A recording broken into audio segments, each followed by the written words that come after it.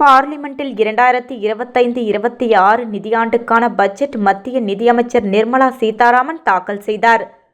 Parliament 2025-26 நிதி ஆண்டிற்கான பட்ஜெட்டை நிர்மலா சீதாராமன் தாக்கல் செய்தார். மத்தியில் பாஜக தலைமையிலான அரசின் ஆட்சியில் 3வது முறையாக தாக்கல் செய்யப்பட்ட முழு பட்ஜெட் இதுவாகும். தொடர்ந்து 8வது முறையாக பார்லிமென்ட் நிர்மலா சீதாராமன் பட்ஜெட்டை தாக்கல் செய்தார்.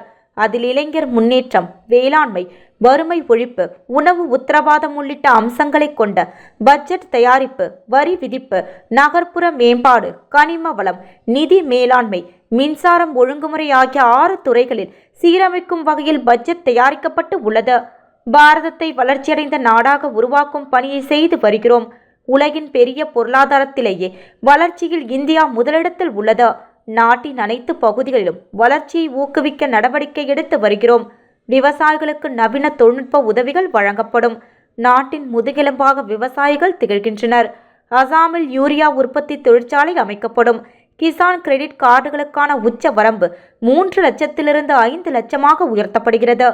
உலகின் உற்பத்தி மையமாக இந்தியா திகழ சிறு குறு நிறுவனங்கள் தான் காரணம்.